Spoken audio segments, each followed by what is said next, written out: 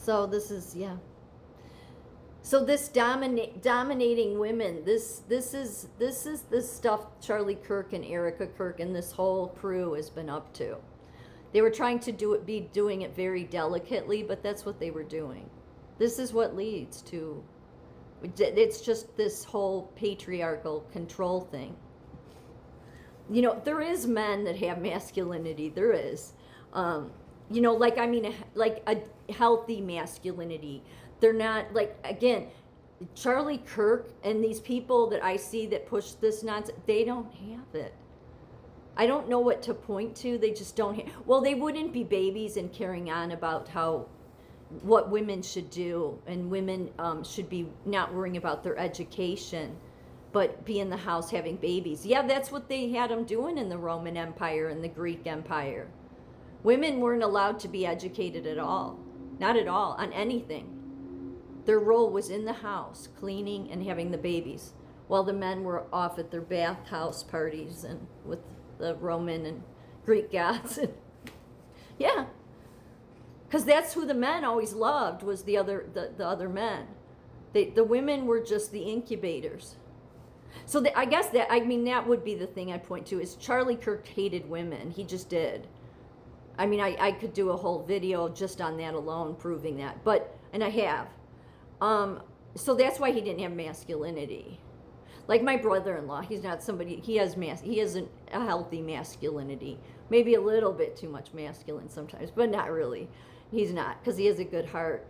But sometimes when he would, this was so long ago, but reading all this, it made me think about the funniest thing he ever said. Is if he was getting into a fight with my sister or something, you know, he would joke with her to, you know, try to like, let's stop screaming at each other. So he'd be like, I want my rib back. It's the funniest thing. I thought, oh, I've never heard that. It's awesome. That's like the most awesome thing to say. Oh, it was hilarious. And he wasn't meaning it like that. It was just like, you couldn't help but laugh hearing that. It's like, I want my rib back.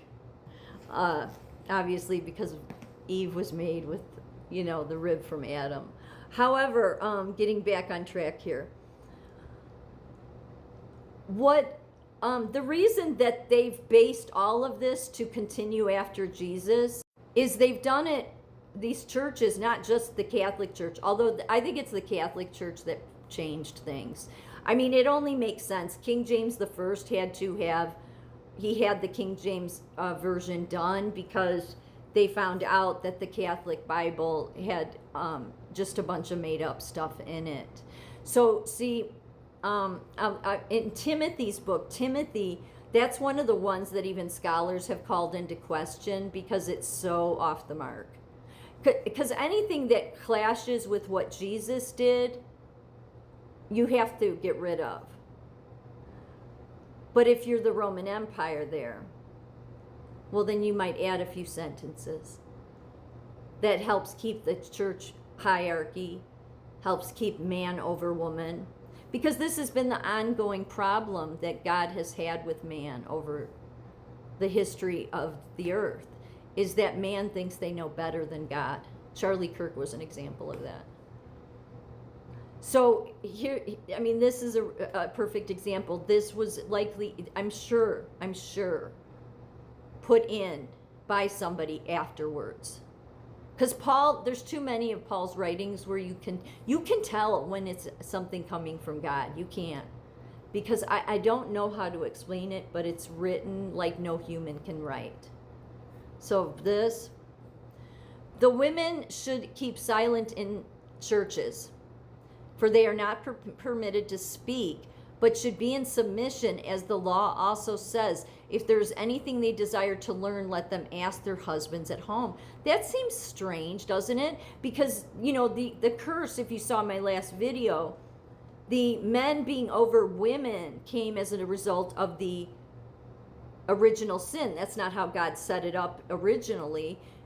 But God said that's what man would do. And instead of man doing the opposite of that, showing God that they didn't want to be oppressive like that, because Here's what's going to get so many men in trouble. Seriously.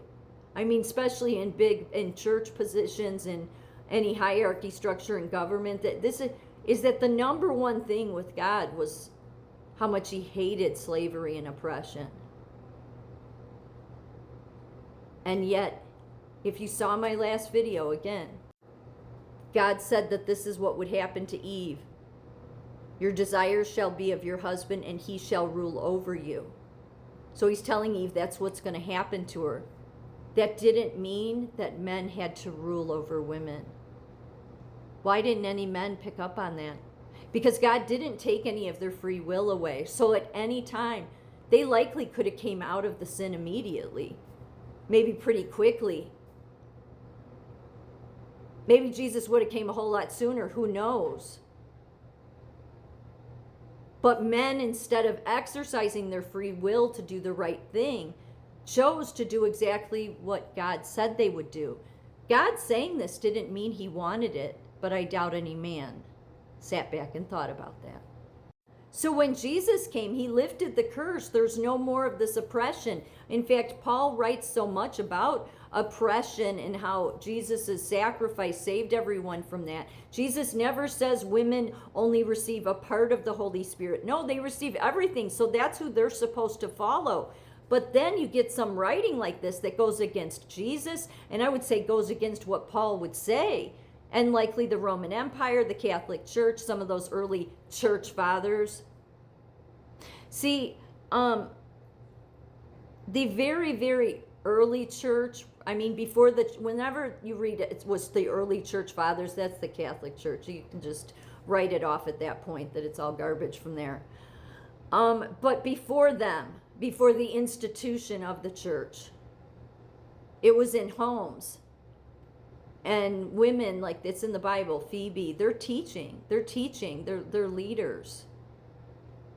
So that's so strange, isn't it? It was only once the church was institutionalized that, these writings, not all, I mean, suddenly these things are found or they start doing this based on, they don't go by, I mean, the Catholic Church doesn't, I mean, how often do they ever go by what Jesus says, though?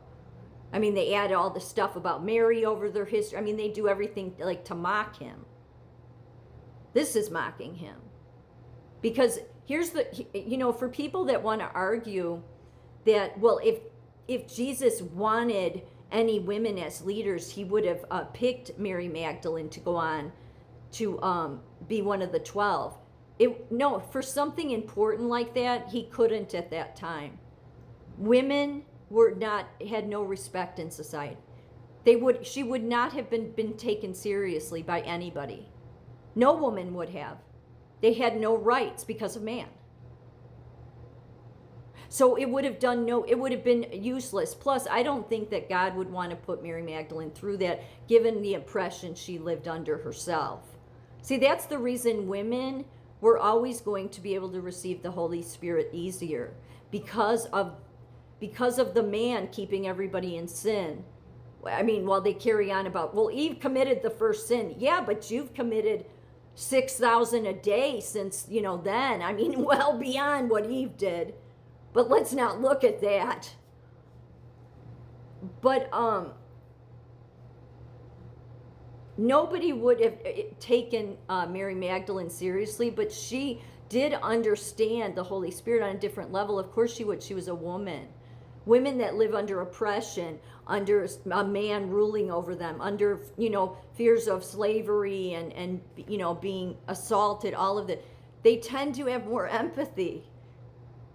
So all of it in the end will play out to how God will prove to the men that, no, women always knew me better. Because again, this whole construct, this ego, that's what this is. That's why you can tell it wasn't written by Paul. Paul was legit. You can tell much of his writings are legit. This isn't any of this stuff about women or this hierarchy in the church. That was all to serve the same curse that man wanted to keep us under. And they disrespected Jesus. Because think about it. Jesus went through all of that hell to lift the curse so everybody would be equal again. But man couldn't have that. They're too insecure to be equal with women.